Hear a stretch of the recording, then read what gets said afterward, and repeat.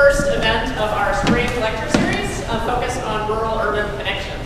And I first want to acknowledge our close partner in this, Sustainable Northwest, and the staff of both the Institute for Sustainable Solutions and Sustainable Northwest, who have worked really hard to put together, I think, a great lineup. So let's just take a minute and thank them for their work.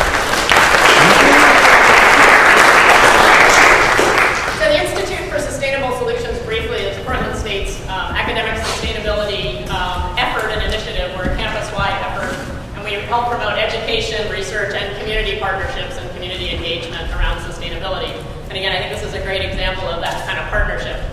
The rural-urban connections is a theme that's very close to my heart, and I'm really excited that Portland State can really get engaged in this, because I think we have an opportunity as an urban university to really help the rural and urban communities in this state and in this region develop stronger relationships and better understanding of each other. And we're going to be exploring that this spring. We've got a great series of events coming up. There are flyers on the table, and it's all on our website. We'll be talking about, starting today, of course, Obama's conservation agenda. We have an energy discussion on April 25th. We'll turn to water, and particularly the Klamath after that. A focus on wood and forests. One on conservation, and then in June we wrap up with food. So there's an incentive to stay for that last one, because I'm sure that will be a particularly enjoyable one. So I encourage you all to join us at these events and really engage in this discussion about how we can reinforce and build stronger bridges between our rural and urban communities. We do have time for questions after today's talk, and we encourage you to come up to the microphone if you do have questions. And we are also videotaping this event, and that will be available on our website in just a couple days. So now I want to turn this over and introduce Martin Vogel, who is our partner at Sustainable Northwest, who again, without him we could not have put this wonderful series of events together, because they're deeply engaged in the critical issues facing rural communities in this region and have been for many years. So Martin. Well, hi everyone. Thank you all for coming. I'll echo what Jen said about passion for sustainability and passion for rural-urban connections, and in our case, passion for bridging these divides that seem to keep us from moving towards sustainability the way we all are beginning to envision we can, especially here in the Pacific Northwest. For those of you who don't know Sustainable Northwest very well, we are a bridging organization. We bridge divides of all kinds. We talk a lot about working with local communities on consensus-based approaches to solving economic, social, and environmental issues in tandem with each other. We focus a lot on all the time on all three. Our specialty really is to try to find ways to create jobs and economic opportunity wherever we can also affect and restore forest and rangeland ecosystems throughout this region. We do work at a regional level. We're not just an Oregon or Willamette Valley focused organization. We work in Montana, all the way through Idaho, Washington, Oregon, and Northern California. And the main ecosystems and landscapes we work in are the High Divide that straddles Montana, Wyoming, and Idaho, the Eastern Oregon High Desert Forest Range region, the Klamath Basin, and we work quite a bit on forest-based stewardship certification and marketing here in the Willamette Valley from Eugene all the way up to Seattle. We even have a for-profit subsidiary right here in Portland over near OMSI called Sustainable Northwest Wood that actually does the job of connecting rural producers of sustainable wood with urban consumers who want it in their homes or in their buildings. So we try to make it very concrete, very, very tangible. Last year we had the really good fortune, last summer, of inviting and getting Nancy Sutley to Eastern Oregon. As you will hear what Jen tells you about her bio, she's mostly an urban person. And we were very keen on getting Nancy to a very rural place. And she, toughed it out for a day, pretty much a day in very rural eastern Grant County, Oregon. And went to the forest with us, and we fondly remember Nancy, who admitted that she didn't know much about forestry, being told or being asked by Jack Southworth, who was facilitating the forest part of the field trip, to look at the forest that way. And he turned around and said, what do you see here? What do you see there? And I have to say, she made me very urban But she saw the difference. The difference between a highly overstocked forest, highly fire-prone forest, and a very well-managed thin forest. And of course, had chosen the site perfectly. As you can see that. Then we went on to the mill and found out and showed Nancy what has been done by the local community to try to use the sustainable and restoration wood in the local community to create jobs while also restoring the forest. And she asked a lot of great questions and really engaged the community in a wonderful way. But then when we said goodbye, I can remember watching her jump in the pickup truck with the county commissioner, Mark Webb, and she jumped right into the middle of the pickup truck. It was a dusty, dirty pickup truck, but she really enjoyed it quite well. So we have very fond memories of Nancy Sutley and are delighted that she's here tonight to share her thoughts with you. Thank you very much.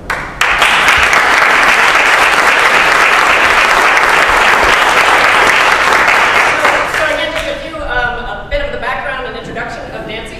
She is the chair of the White House Council on Environmental Quality, and in this role she serves as the principal environmental advisor to the president. Prior to this appointment, she was deputy mayor for energy and environment in the city of Los Angeles. I see what you mean about the urban thing here. Yeah. She represented Los Angeles on the board of directors for the Metropolitan Water District of Southern California, and also served on the California State Water Resources Control Board. She has worked for Governor Gray Davis as energy advisor, managing state and federal regulations, legislative affairs, finances, and press, and served as deputy secretary for policy and intergovernmental relations with the California EPA. During the Clinton administration, she worked for the EPA as senior policy advisor to the regional administrator in San Francisco and special assistant to the administrator in Washington, D.C. She received her bachelor's degree from Cornell University and a master in public policy from Harvard University. We're again delighted that you could be with us today, and so please join me in welcoming Nancy Sutley.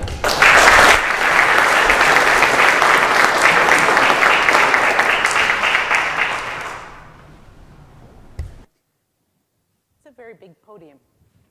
I'm not a very big person, but so I'll come out here and say thank you, Jen and the Institute for Sustainable Solutions and Martin and Sustainable Northwest.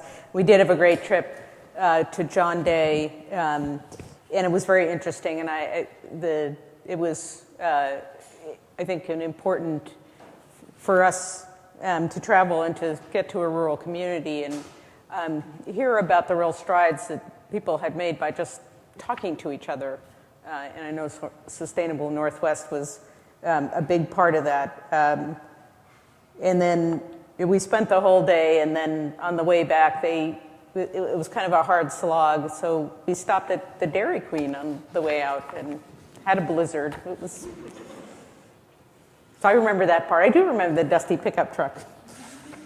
Nobody warned me ahead of time. Anyway, but it was good. So we also on that trip spent a little bit of time in Bend, and it was also, I think, very important part of seeing in John Day the link between resource development and the local economy and the challenges, I think, of sustaining some of that. In Bend, the link between the recreation industry and the recreation opportunities and the local economy was important and impressive. And I think in both of those cases, as communities continue to work through these issues, they really both striving, I think, for the same thing, which is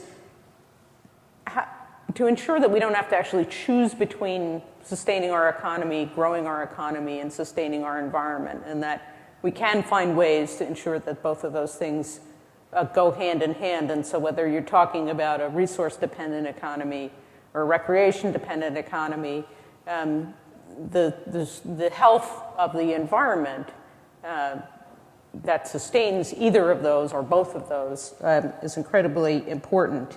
And so I think that's a good place to start to talk a little bit about the Obama administration's conservation agenda. And 2 years ago, the president created the America's Great Outdoors Initiative, and it was a way, I think, to launch a new discussion at the federal level about conservation. which really reflected, I think, what's going on in communities, large and small, urban and rural, across the country, as people think about how they work together to protect the places that matter to them, whether they matter for an economic reason, matter for preservation reason, or matter simply because they like what it looks like. The president said, when he was talking about our outdoor legacy, he said, I do for the same reason that all of you do, for the same reason that families go outside for a picnic or campers spend a night in a national park and sportsmen track game through the woods or wade deep into a river. It's a recognition that's passed down from one generation to the next that few pursuits are more satisfying to the spirit than discovering the greatness of America's outdoors. And I think he recognizes, we all do, that it doesn't matter whether you're talking about Yellowstone or a little urban local creek. We can't take those places for granted, and we can't take what they mean for us for granted, that they're not just a gift but a responsibility, and that what we were charged by the president to do in putting together the America's Great Outdoors Initiative was really to collect the best ideas about conservation, to look at what was happening in local communities, and to really think about how and engage in a dialogue with the American people about how we can make the federal government a better partner in this effort. And I think that there are some real successes here. So early on, Congress passed the National Public Lands Act, which is the most extensive expansion of land and water conservation in a generation. Throughout this administration, we've enrolled hundreds of millions of acres of private land in voluntary conservation programs. We've opened up more than 2 million acres for hunting, fishing, and other recreation on private lands. And we've made, I think, some really important progress on restoring iconic ecosystems across the country. But I think we also recognize that we have a lot more work to do to protect the outdoors. The outdoors support a $730 billion recreation economy that is critically important to communities across the country. And we also know that in this time, that for many Americans, particularly young Americans, young people, that the outdoors and open spaces are not as inviting and welcoming, I think, as maybe previous generations felt they were, that they're hard to get to, particularly for urban youth, and or unsafe, that even just getting to the outdoors can be a real challenge. So whether they don't have access to transportation or there aren't parks or green spaces close to home. You're surrounded by green here in Portland, but I know in Los Angeles, it's something like 3/4 of kids in Los Angeles don't have a park within a quarter mile of their house. So that's a big deterrent. There are other challenges that these are outdoors and our access to the outdoors face, and pollution is one of them. Whether it's contamination on the land or dirty water or dirty air, that does pose a challenge for people to get outdoors. And this unfortunate trend to being disconnected from nature and from the outdoors, it has real cost. It has real cost for us as a nation. It's one factor in, for example, the skyrocketing obesity rate across the nation. Children today spend less than half as much time outside as their parents did, and they're plugged into electronic devices for more than 7 hours a day. And the obesity rate among children has tripled over the last 30 years. And and yet access to the outdoors is one of those things that can help to turn the tide on this obesity epidemic. So it's important that the administration and the president focus, for us to focus on conservation through America's Great Outdoors, and also through the White House Rural Council.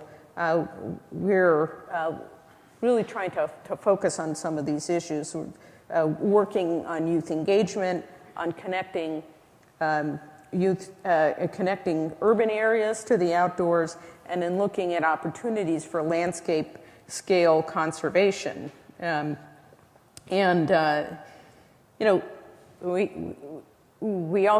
have to focus on young people because in a city like Portland, I mean, a lot of young people are engaged in the outdoors.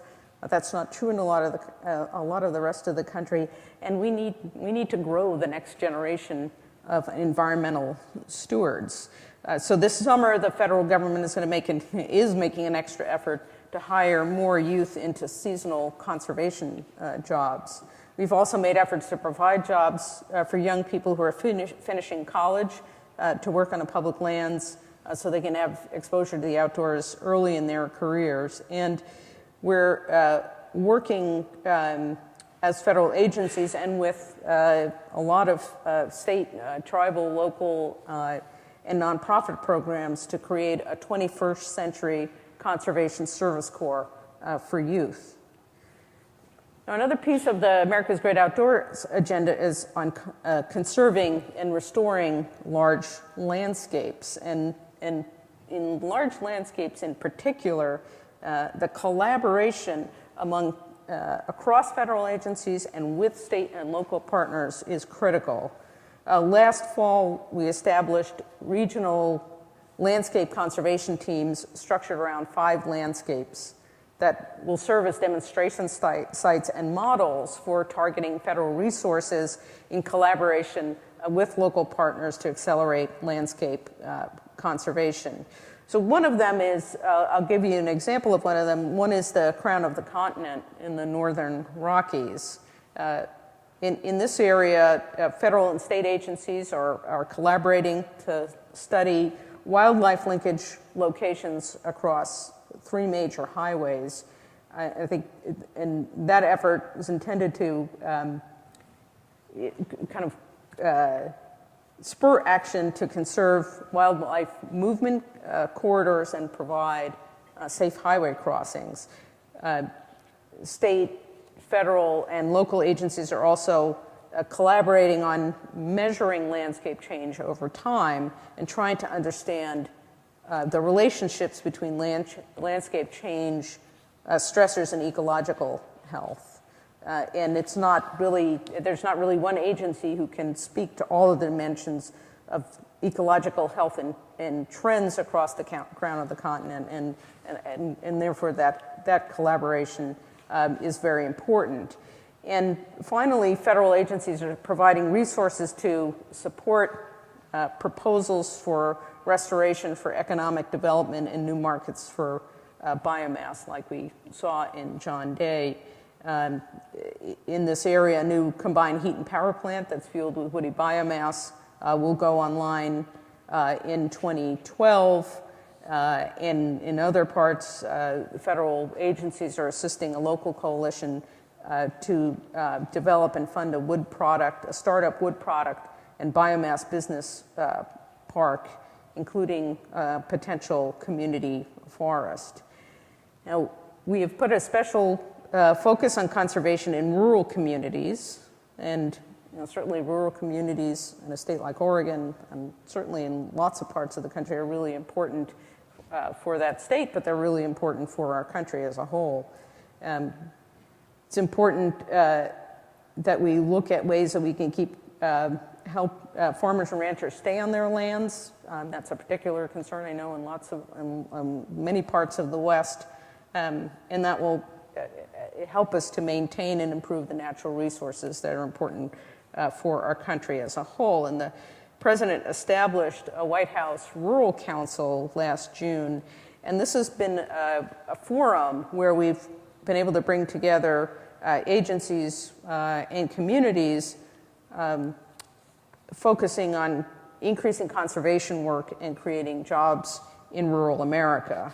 Last month, Interior Secretary Ken Salazar and Agriculture Secretary Tom Vilsack announced the Working Lands for Wildlife partnership, where the USDA Natural Resources Conservation Service and Interior Fish and Wildlife Service are working with farmers and ranchers and forest landowners to restore and enhance the habitats of 7 at-risk species, and that will help more landowners stay on their land and reward those who help to advance conservation goals.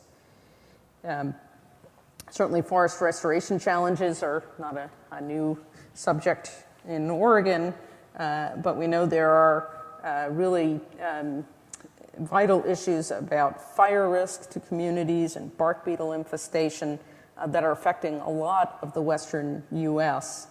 And they've had a dramatic impact on communities and on the western landscape.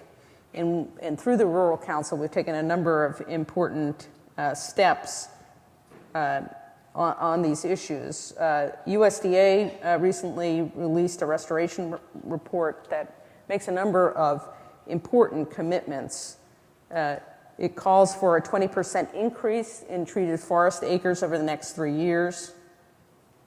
And the Forest Service has announced 10 new collaborative forest landscape restoration projects and 3 high-priority restoration projects. The Collaborative Forest Landscape Restoration Program is a good example of how USDA is working in partnership with states and communities and tribes and local landowners, and important. It's important that local stakeholders are a part of that process. USDA is working on an agency-wide bark beetle strategy to focus management on priority areas. And last month, the Forest Service finalized the Forest Planning Rule, which is the decision framework for the 193 million acres that the Forest Service oversees. This planning rule had not been updated since 1982, and so this new version of the rule will help the Forest Service make better decisions and make them more quickly and at a lower cost. But one of the vital parts of our conservation agenda is really a clean energy agenda. The president has a plan for a new era of American energy, and all of the above approach that doubles down on homegrown and alternative energy sources that'll be designed and produced right here at home. We just released a progress report on our blueprint for a secure energy future, and showing that the U.S. dependence on foreign oil has gone down every single year of this administration, falling to 45% in the year 2000, which is the lowest level since 1995. And I think that's significant progress. The president believes that we have to take this sustained, all of the above approach to American energy that reduces our reliance on foreign oil, that saves people money on energy, and that positions the United States as the global leader in clean energy. Oil production in the U.S. is at an 8-year high, and we will continue to develop those resources in a responsible way. But we also need to develop the clean energy sources and industries for the 21st century, and we're doubling down on wind and solar, and we are also ensuring that we're focusing on saving energy as well. Through the Recovery Act, which was enacted early in 2009, we made about a $90 billion investment in clean energy. That's supported hundreds of thousands of jobs and put us on track to double renewable energy generation in this country by the end of 2012. And In 2011, the United States reclaimed the position as the world's leading investor in clean energy.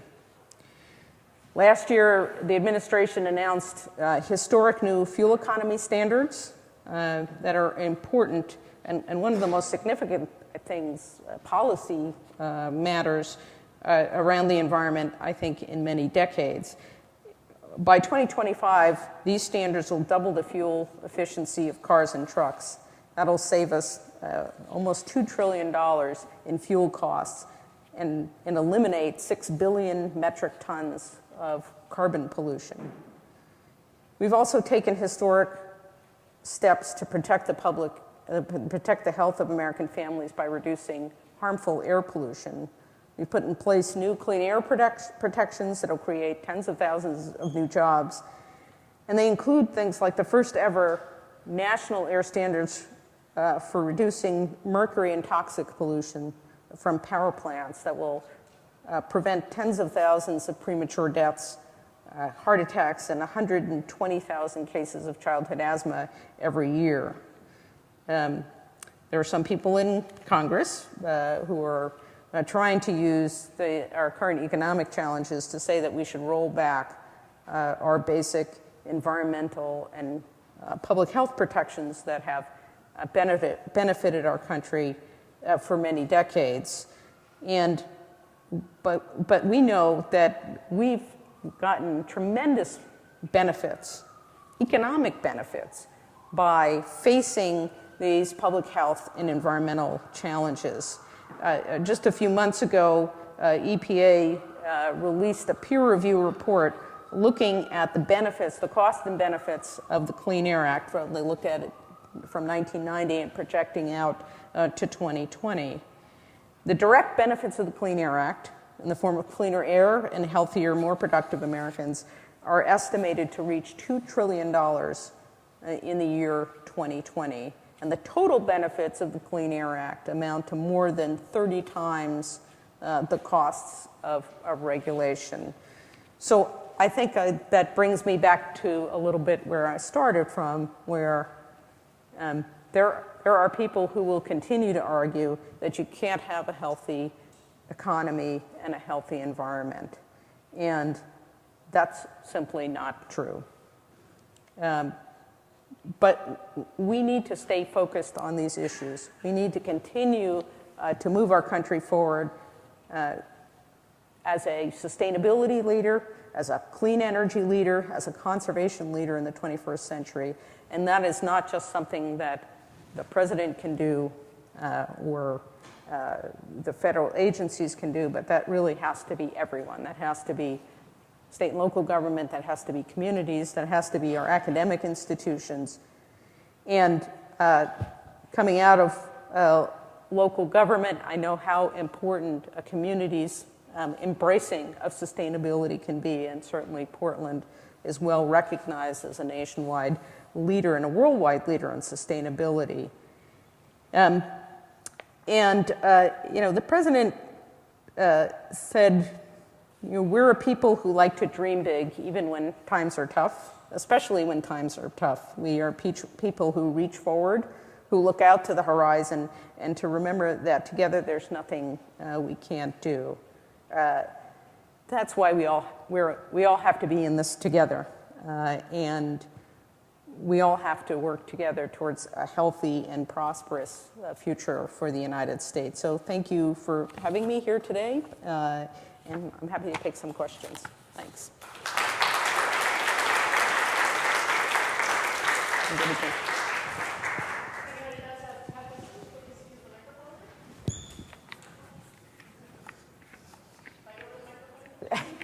Don't hurt each other. Lang Marsh from the National Policy Consensus. Hi, Nancy. One of the things you didn't really mention, which I think the administration can take a lot of credit for, is its emphasis on environmental justice. Mm-hmm.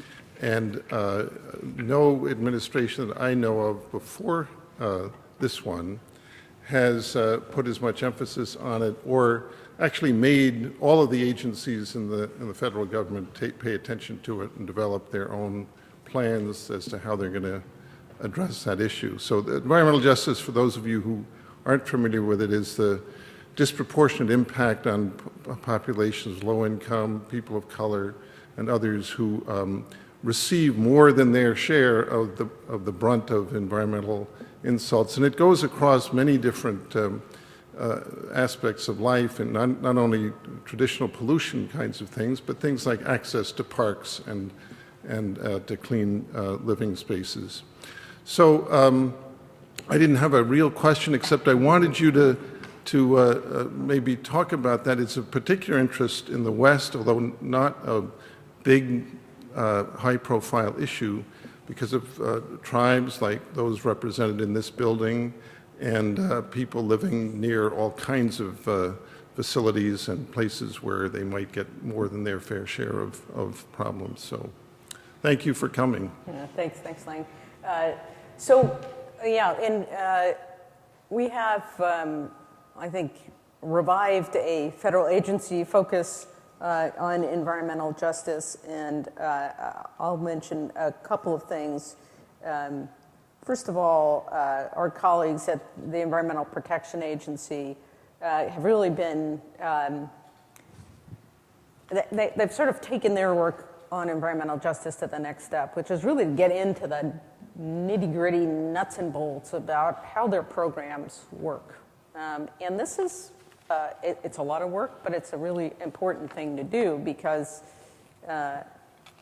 EPA in the programs it administers and the work that it does a lot with a lot of state and local government. I mean, really, you have to be conscientious and focused on ensuring that these programs pay particular attention to communities that bear a disproportionate burden of pollution. You really have to work at it.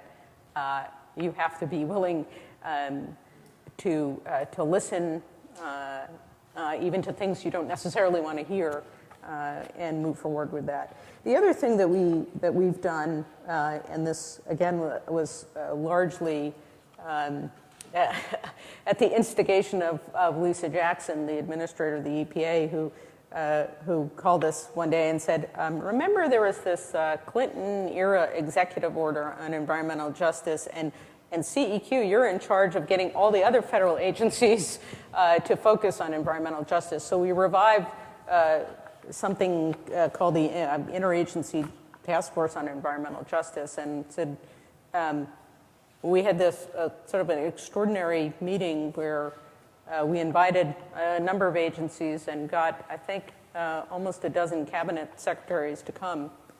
And what that, I think, really symbolizes is that I think an important ethic within the Obama administration, that the environment isn't just EPA's problem. It's all of our issue to deal with. We all have a role to play. And so that was very heartening. So we all agreed, every one of the agencies who participates, to take up some things that were in this executive order from about 1994 that had been, sort of put off to the side for many years, including writing environmental justice plans. So one example, the Federal Transit Administration, as it's looking at transit investments, is going to revise the guidelines that they give to transit agencies about how they should be thinking about engaging the public that they serve, because in a lot of cases, choices about transit and choices about how you spend money on transit affect communities in a lot of different ways. So we're excited about this. The agencies are excited about this, and it's an important issue. So thanks. Excuse me. Hello. Thanks for coming. It's a long way. And my name is McCall. I work with Hanford advisory boards for the weapons nuclear waste.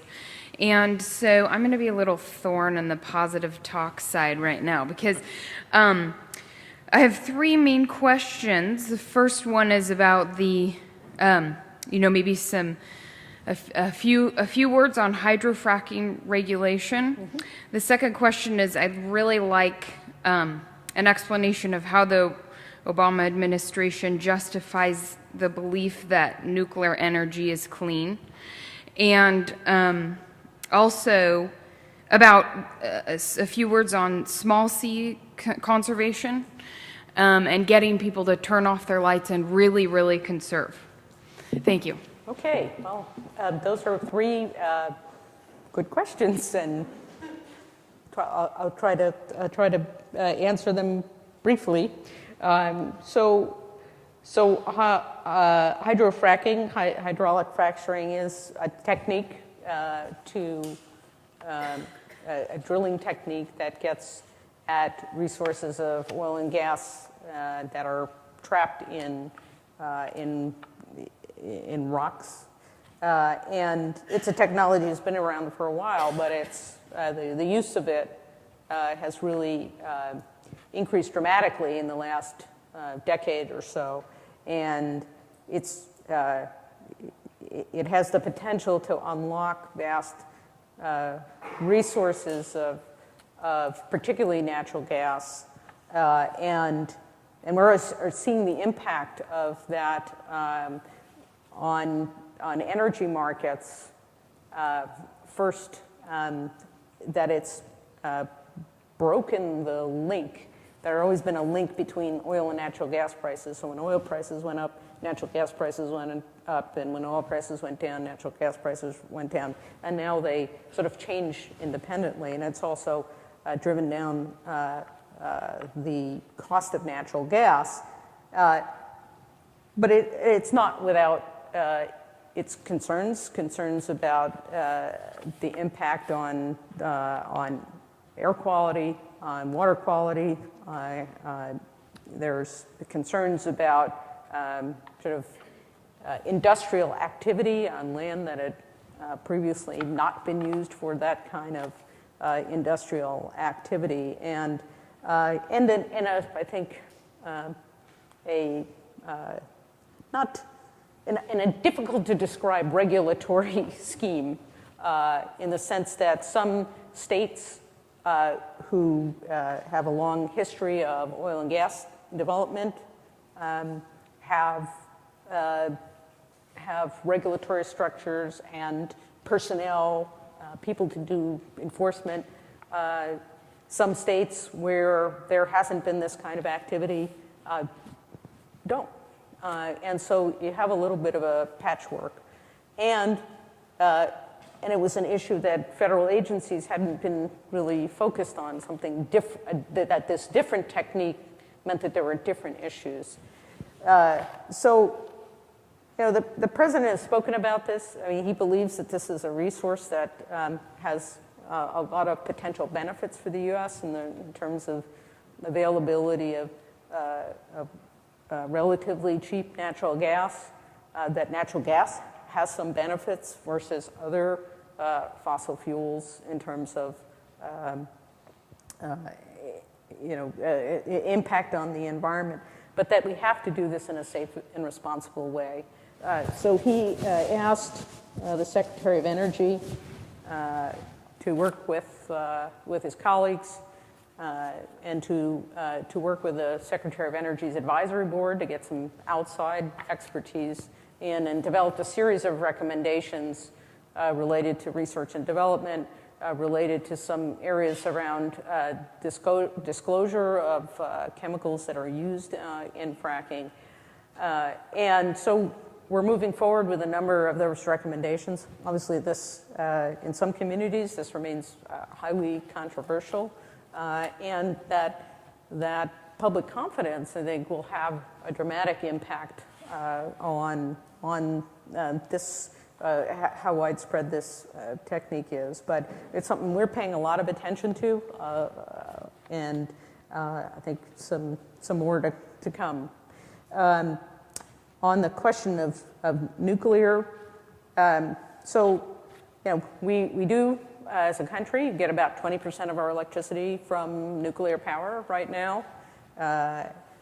We have seen very little activity over the last 2.5 decades on developing new nuclear power plants.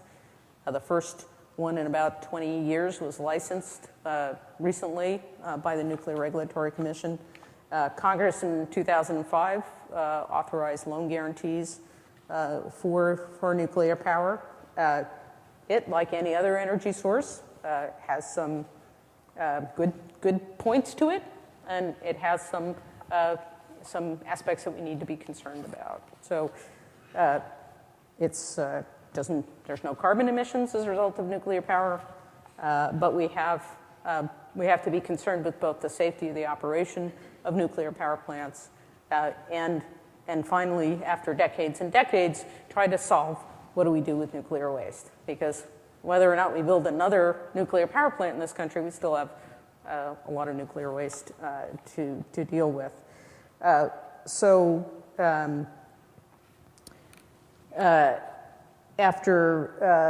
Fukushima, the president asked the Nuclear Regulatory Commission to go back and look at the safety regulations around operating nuclear power plants and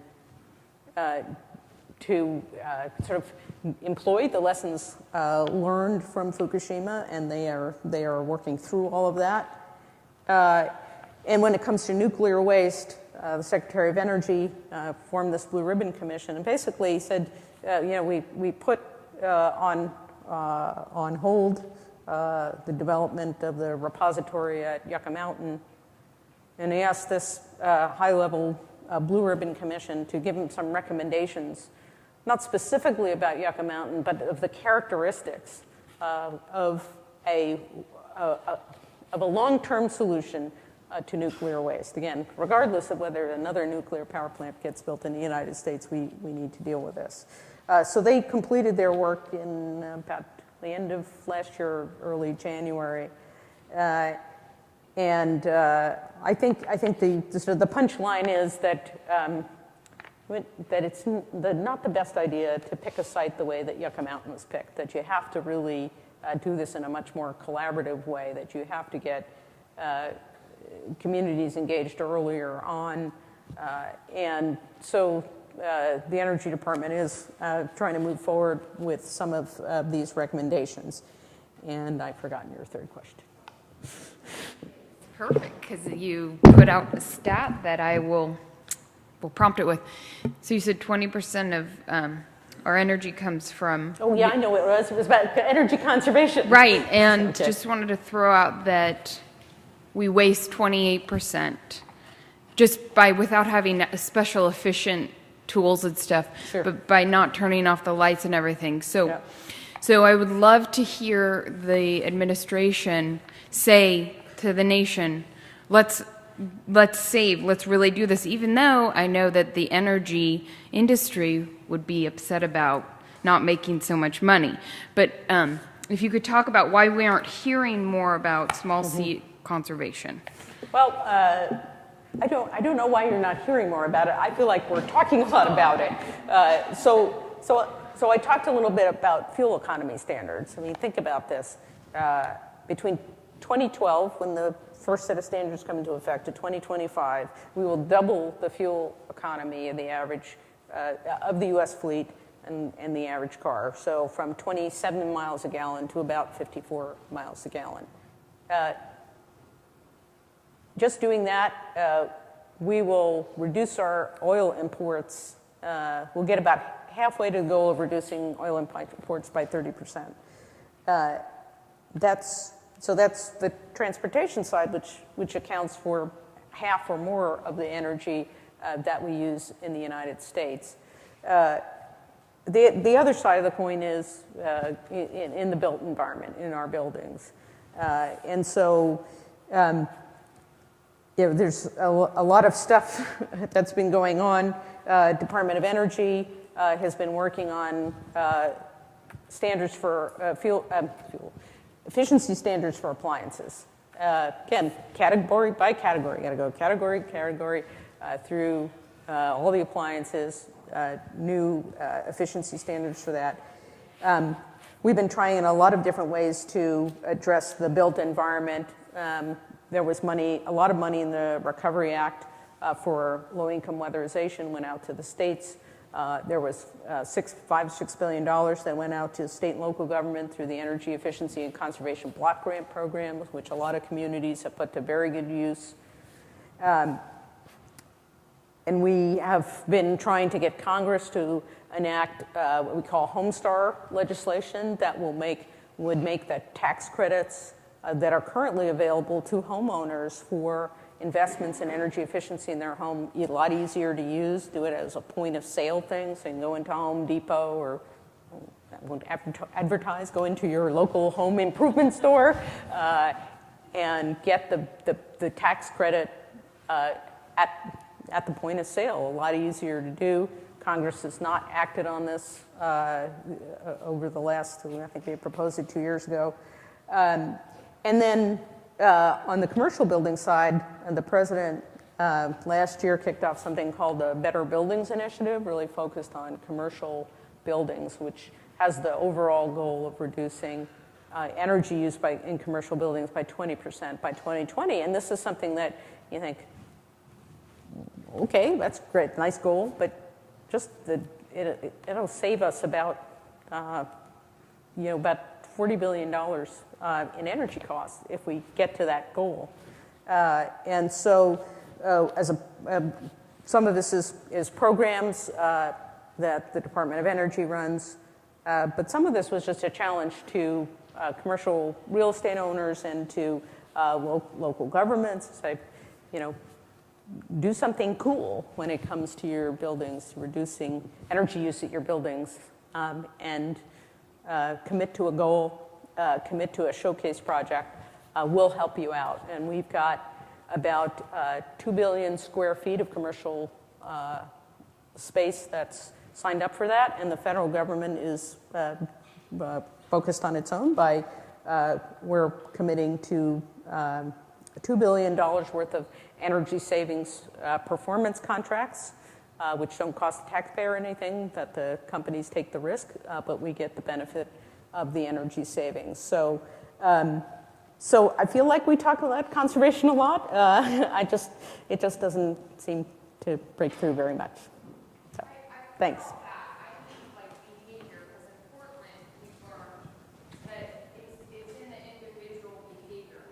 Change my building to save energy.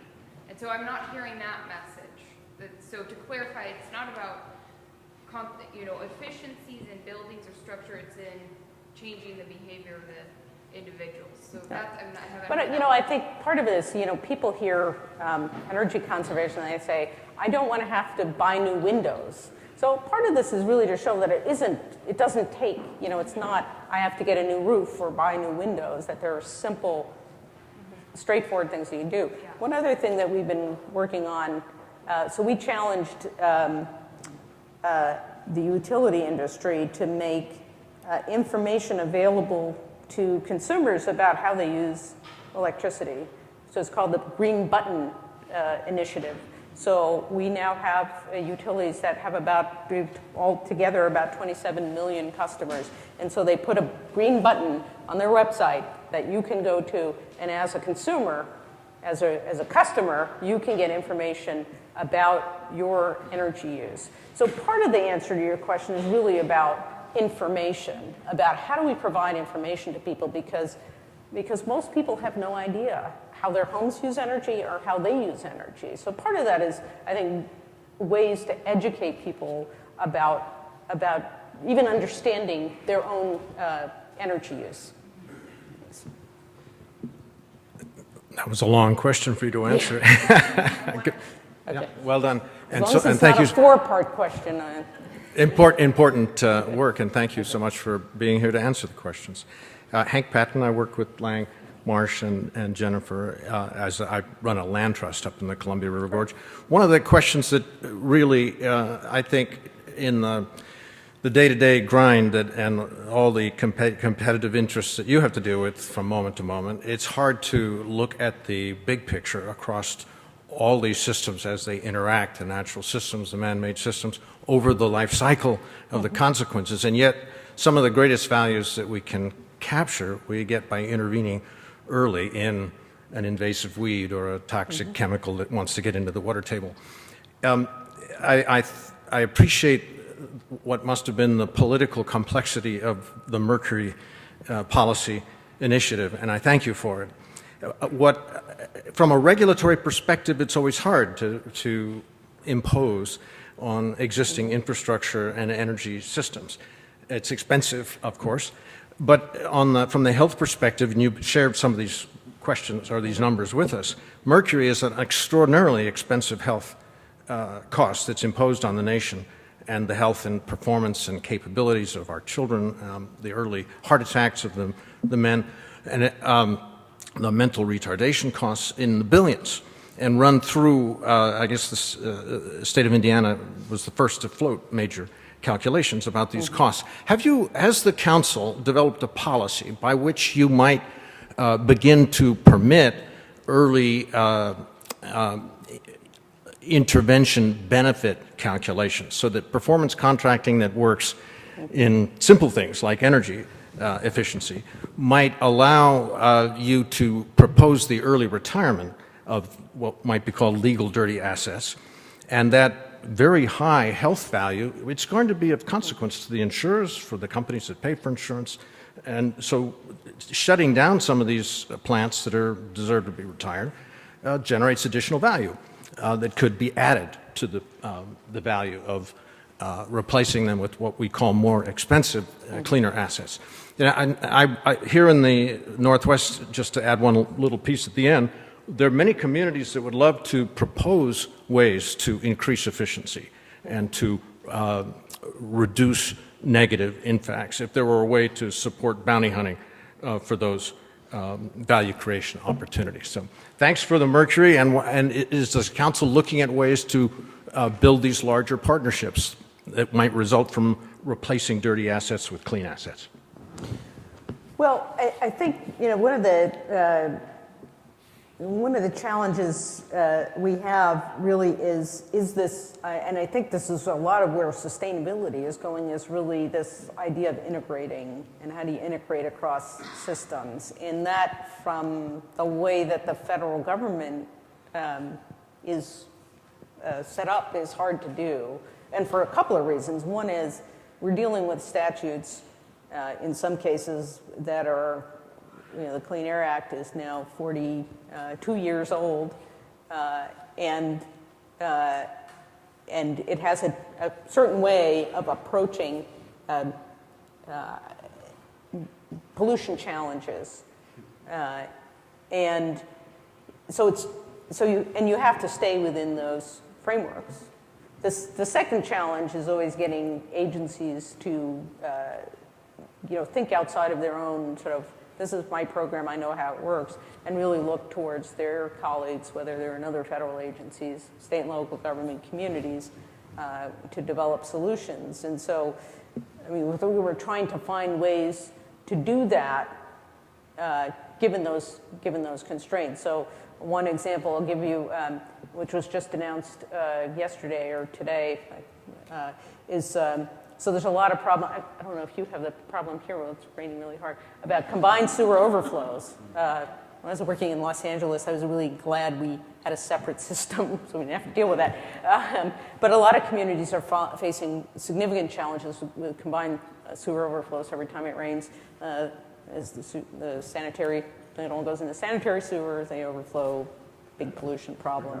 And this is a problem for many communities, and it's a problem from a health perspective. It's also, potentially billions of dollars in infrastructure costs. So EPA just announced yesterday an agreement with the city of Philadelphia to use green infrastructure to allow, really for regulatory purposes, for green infrastructure in a sense to count towards dealing with their combined sewer overflow problems. And that is the biggest one of those so far, and I think a way to try to think about benefits and the benefits of integrating in a different way.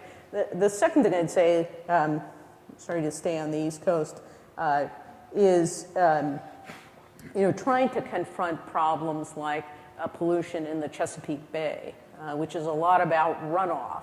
It's some about sewage treatment plants and what they put into the bay. It's a lot about runoff. It's not just a urban or a rural or a urban and an agriculture problem. It's everybody. And so we had the president in May of 2009 issued an executive order getting a bunch of agencies to work together, and EPA to work with all the states in the Chesapeake Bay region to put in place enforceable programs that will begin to reduce the pollution levels in the Chesapeake Bay. So far, the early indications are that after many years of a lot of posturing and fighting, that we're starting to see some progress. So I'll give you one other example, which I'm not sure what to do with, but I'm hoping things will get a little better soon. We ran something called the Ocean Policy Task Force. So basically, we had two commissions that said, and a lot of other people said, you know, we don't have a real understandable or particularly productive way that we manage our coastal ocean marine resources. That there are increasing demands on them, but we really don't have a way. We've got 20-something federal agencies who have some part of ocean stewardship, no coherent way to deal with this. So we did two things. We went across the country, talked to folks, and tried to put it in place and developed a national ocean policy, really a policy statement, which at its essence says, you know, healthy oceans matter. Pretty good. And the second thing was to look at something which has the lovely name of coastal and marine spatial planning. For some reason, the House Natural Resources Committee thinks this is the end of modern civilization. Really what it is exactly what you said, is trying to get people together early to talk about, think about what the needs of the needs for ocean stewardship, as well as for continuing, you know, navigation and commerce and energy development, all those things, fisheries, all those things that we rely on the oceans for.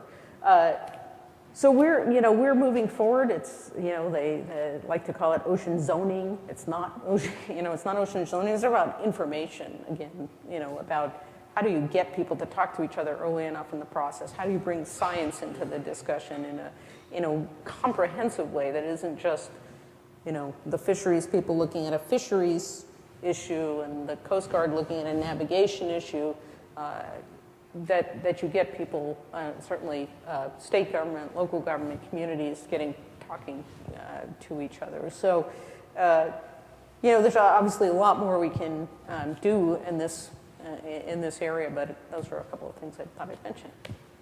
I also just want to be respectful of your time. You've been very generous with this, and I think we need to wrap it up very soon. One more question? Great. So. Okay. Hi, I'm Bernard Borman. I'm a forest ecologist, and I'm also an adaptive management advocate. Okay. I was really moved when the president spoke at his inauguration about his ideas of harnessing the soil.